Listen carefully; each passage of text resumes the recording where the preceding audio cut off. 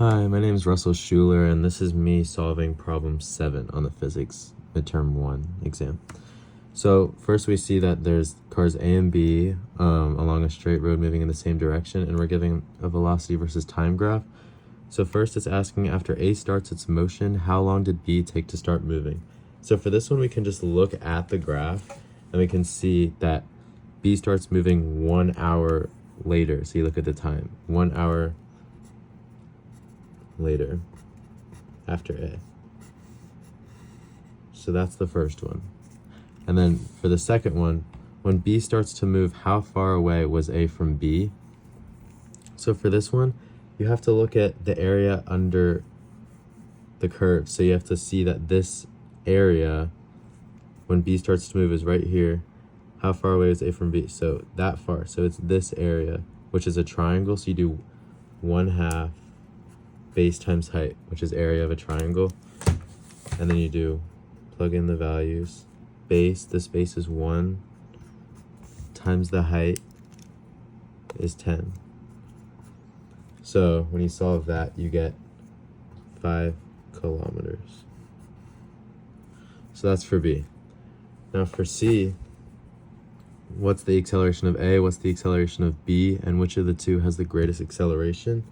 So to find the acceleration, you just want to find the slope of these two lines. So first, if you look at the acceleration of A, you can take these 2 points. So these are points 220 and 110. These slopes that you can use for the points. So you can do y2 minus y1 over x2 minus x1. So you can do 20 minus 10 over 2 minus 1 equals 10 over 1, which equals 10 kilometers per hour squared. And originally on my test, I did meters per second squared because I didn't pay attention to units. But now seeing these units on the problem, that's why I got it wrong. And also for B, I got it wrong because I didn't think of the position graph where you had to find the area under. And I just looked at this value, which wasn't correct because you had to find the area. And A, I got right on the actual exam. So then for the acceleration of B, you can do the same thing with the slope. So you can do y2 minus y1, which is 0, over 2 minus 1 equals 20 over 1, which equals 20 kilometers per hour squared. So those are the two accelerations. And then just from these numbers, you can see that the acceleration of B is greater than the acceleration of A because 20 is greater than 10. And also just to label these points, you can see that this is 220 and this is 110. So those are the points we're using. So we're also using 1, 0 to do the slope of, use these 2 points for the slope of B and these 2 points for the slope of A. So that's where these numbers came from. Okay, and now for the last one, when and where did B overtake A? So the time and location. So we want to set the position of A equal to the position of B, and we know that XA equals, using kinematics, 1/2 A t squared with A subscripts, and same with B, 1/2 AB TB squared. So that's the equations we're using. So we're going to set those equal to each other. Oh, oops. A first equals 1/2 AB TB squared. So we can cross out the 1/2s, they cancel out. So now we can plug in the values we know. So the acceleration of A is 10 TA squared equals, the acceleration of B is 20. And since it starts 1 hour later, since B moves 1 hour later than A, then we know that the time for B is the time of A minus 1 squared. And then now it's just algebra. So we can solve this. We can expand this by doing A squared minus 2ab plus b squared. And then we can divide 10 on both sides. And at the same time, well, here. 20 divided by 10 is 2. And then we can distribute the 2. So ta squared equals 2ta. I forgot a squared there. Squared minus 4ta plus 2.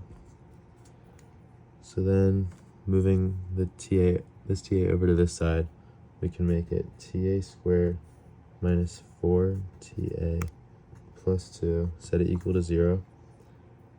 And then from here we can solve for the time by doing the quadratic formula, because this doesn't factor.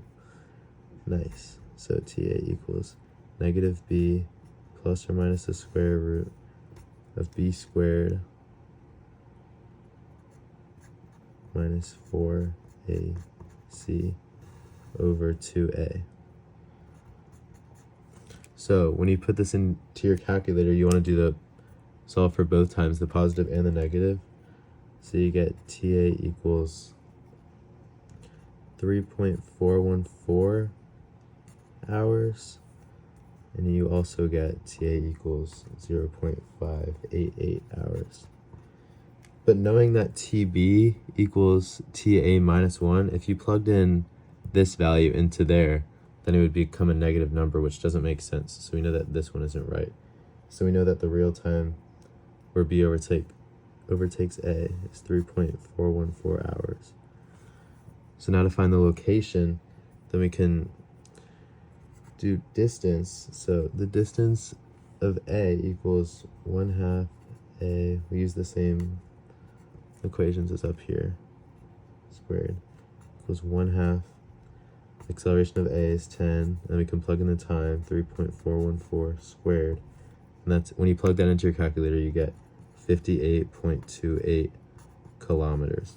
And just to show you can do the same with b, and you'll get the same answer.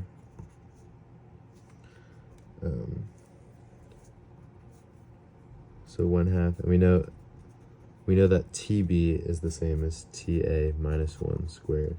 So 1/2 times 20 times 3.414 minus 1 is 2.414 squared.